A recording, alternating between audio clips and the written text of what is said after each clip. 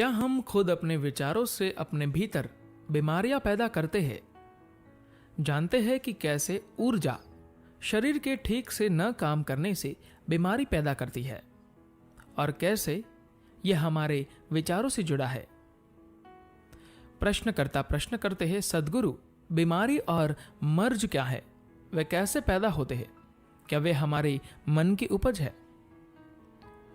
सद्गुरु कहते हैं, जब आप बीमारी की बात करते हैं तो पहले हमें उनको दो मूल श्रेणियों में बांटना होगा। बीमारी की एक श्रेणी संक्रामक होती है, वे आपको बाहरी वातावरण से लगती है। आज आपने लापरवाही में कुछ ऐसा खा लिया, पी लिया जो स्वास्थ्यकर नहीं था, या आप किसी ऐसे व्यक्ति के संपर्क में आए जिसे फ्लू था और आपको संक्रमण हो गया। उसके लिए दवाई है, डॉक्टर है, लेकिन बीमारियों की एक दूसरी श्रेणी भी है जो लंबे समय से चले आ रहे विकार है। इन्हें हमारा शरीर पैदा करता है। शरीर की मूलभूत चाह जीवित रहने और खुद को संभाल कर रखने की होती है। यह इस शरीर की बहुत गहरी चाह है। वह अपने आप को ठीक रहना चाहता है। उसके बावजूद अगर वह अपने अंदर बीमारियां पैदा कर रहा है तो क्या गड़बड़ हो सकती है? इसकी वजह यह है कि हम कुछ बुनियादी चीजों को समझे बिना जीवन में आगे बढ़ते रहते हैं। इनमें मन बहुत महत्वपूर्ण है। उसे अनदेखा करने पर मनोदैहिक रोग होते हैं। 25 सालों से दमा से पीड़ित लोग कक्षा ईशा योग कार्यक्रम के संदर्भ में कक्षा में आए और दूसरे या तीसरे दिन उनकी बीमारी ठीक हो गई। बस नजरिए में थोड़ा सा बदलाव किया और बीमारी खत्म। कोई व्यक्ति खुद ही दमा के रूप में अपने लिए पीड़ा उत्पन्न करता है, लेकिन अगर आप उसे कहे कि यह दमा आपकी वजह से हुआ है तो वह आपको पागल समझेगा, क्योंकि उसकी तर्क बुद्धि इस बात को नहीं समझ पाएगी। मैं खुद अपने लिए दमा क्यों उत्पन्न करूंगा? मैं खुद को यह पीड़ा क्यों दूंगा? आप बेकार की बात कर रहे हैं। मैं खुद के लिए बीमारी कैसे पैदा कर सकता हूं? मैं तो इससे राहत चाहता हूं। लेकिन कई बार लोगों की बीमारी सहज ही गायब हो जाती है। कुछ लोग लगातार अभ्यास से बीमारी से छुटकारा पा सकते हैं, लेकिन कई लोगों ने इस कार्यक्रम के दौरान ही बीमारी से मुक्ति पा ली। 7 दिनों के अंदर क्रिया इतनी शक्तिशाली नहीं होती कि उससे बीमारी ठीक हो सके, लेकिन वे बस अपने नजरिए में बदलाव लाते हुए उससे निजात पा लेते हैं। वे अपना क्रोध या नफरत या ईर्ष्या त्यागते हैं और अचानक बीमारी गायब हो जाती है। अगर मन एक खास तरीके से काम करता है तो वह ऊर्जा के काम में बाधा पहुंचाता है। शरीर की रचना, उसकी संभाल और विकास के रूप में इस शरीर में जो भी हो रहा है वह मुख्य रूप से इस बात पर निर्भर करता है कि आपकी ऊर्जा इस शरीर में कैसे काम कर रही है। अगर किसी वजह से आपकी ऊर्जा ठीक से काम नहीं कर रही तो शरीर में कोई रोग उत्पन्न हो सकता है। आपके शरीर में वह एक बीमारी को पैदा करता है। यही खराबी अगर किसी दूसरे व्यक्ति में होती है तो उसे कोई दूसरी बीमारी हो सकती है। एक तरफ आपके शरीर का कोई हिस्सा अंदर से कमजोर हो सकता है, क्योंकि वह आपके माता पिता में भी कमजोर है। अगर शरीर में कोई असंतुलन होता है तो आनुवांशिक तौर पर माता पिता से जो मिलता है उसके आधार पर एक व्यक्ति को दमा हो सकता है, दूसरे को मधुमेह हो सकता है। आप जिस तरह के असंतुलन से गुजरते हैं उसका गहरा संबंध कर्म से है, क्योंकि हम जिसे कर्म कहते हैं वह एक तरह का सॉफ्टवेयर है। हम अपने अंदर बहुत से प्रभाव समेट लेते हैं जो अपनी तरह का एक सॉफ्टवेयर बन जाता है। इस सॉफ्टवेयर के कुछ खास रुझान बन जाते हैं। उसका झुकाव एक खास दिशा में होता है। आमतौर पर योग परंपरा में इन्हें वासना कहा जाता है। वासना का शाब्दिक अर्थ होता है गंध। आपके अंदर से किस तरह की गंध निकलती है वह इस बात पर निर्भर करता है कि आपने किस तरह का कूड़ा इकट्ठा किया है ना। अगर आपके अंदर कोई सड़ी मछली है तो वह एक तरह की गंध है।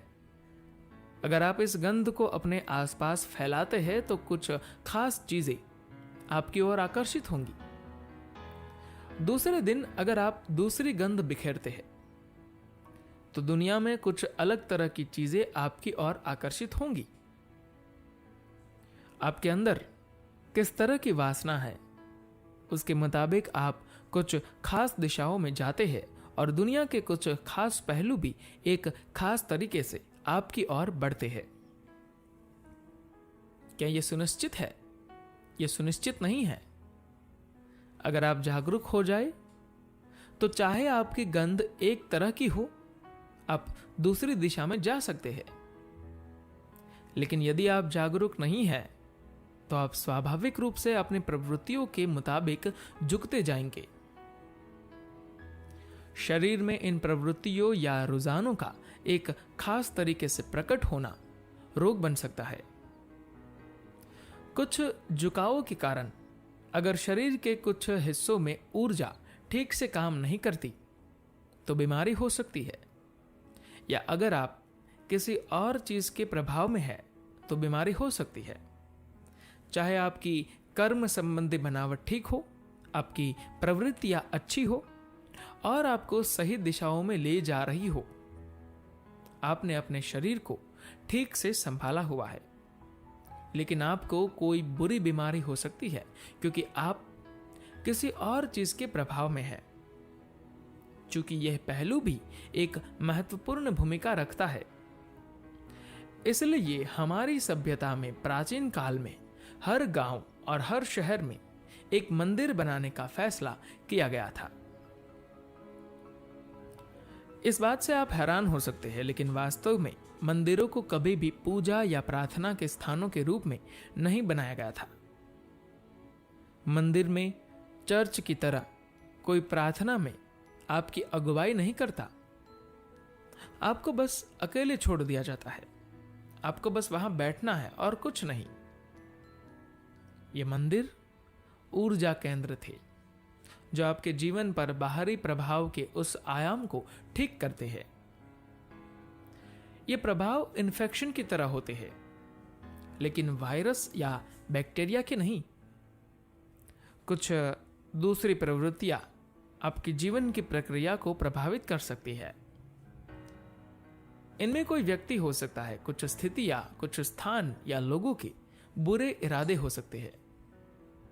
इसलिए आप रोजाना एक ऐसी जगह जाते हैं जहां आप अपनी शुद्धि करते हैं। जब आप जागरूक हो जाते हैं और शुद्धिकरण के अपने अंदरूनी तरीके विकसित कर लेते हैं, तब आपको इसकी जरूरत नहीं होती। अगर आपके पास अपने शरीर की शुद्धि के अंदरूनी तरीके नहीं है तो मंदिर एक सार्वजनिक शुद्धिकरण स्थल है जहां जाकर आप उस बुरे तत्व से छुटकारा पा सकते थे।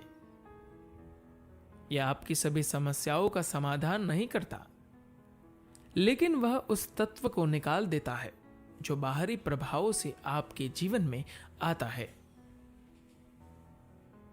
इन अलग अलग तरीकों से आपकी ऊर्जा प्रणाली में रुकावट आती है। आपकी अपनी कर्म व्यवस्था, गलत खान पान, गलत नजरिए या आपके मन के तौर तरीकों, यानी आपके तनाव, आपकी चिंता, आपकी भावनाएं या दूसरे बाहरी प्रभावों से, यह सब आपके शरीर में ऊर्जा के प्रवाह में रुकावट डाल सकते हैं। अगर आप क्रियाओं का सही प्रयोग कर रहे हो तो इन सभी पहलुओं को ठीक किया जा सकता है। योग के विभिन्न पहलू होते हैं। योग के कुछ ऐसे पहलू होते हैं जिनका स्वास्थ्य से कोई संबंध नहीं होता। उनका संबंध सिर्फ आपको अपने अनुभव में कहीं और ले जाना होता है। योग के एक खास पहलू का सरोकार सिर्फ स्वास्थ्य से होता है। ईशा योग में बुनियादी अभ्यास के रूप में आप जो सीखते हैं उसका एक हिस्सा स्वास्थ्य के लिए होता है, दूसरा हिस्सा आध्यात्मिक कल्याण से जुड़ा होता है। यह एक अच्छा संतुलन होता है। हमने उसे इस रूप में तैयार किया क्योंकि हम इसे ऐसे लोगों को सिखा रहे हैं जो परिवार के बीच और सामाजिक स्थितियों में रह रहे हैं। अमेरिका में सभी योग संस्थान स्वास्थ्य संस्थानों में बदल गए हैं, जो अच्छी बात नहीं है। स्वास्थ्य सिर्फ एक प्रलोभन है, उसे योग का एक अंग बना दिया गया है, लेकिन वह योग का लक्ष्य नहीं है। खासतौर पर पश्चिमी देशों के लोग स्वास्थ्य को जीवन का लक्ष्य मानने लगे हैं। स्वास्थ्य जीवन का लक्ष्य नहीं है। इस धरती पर स्वस्थ और दुखी लोगों की संख्या अस्वस्थ और दुखी लोगों से ज्यादा है। कम से कम अगर आप अस्वस्थ हैं तो आपके पास अपने दुख का एक अच्छा बहाना है। स्वस्थ होने पर दुख हो तो आपके पास कोई बहाना नहीं है। यह इसे और भी तकलीफदेह बना देता है। धन्यवाद।